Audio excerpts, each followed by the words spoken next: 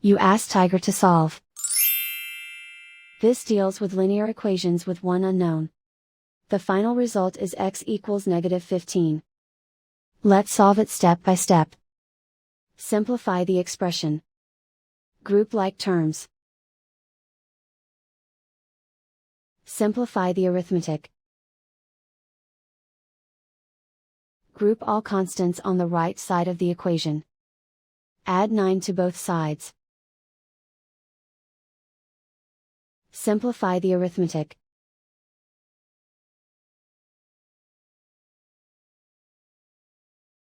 Isolate the x. Divide both sides by -3.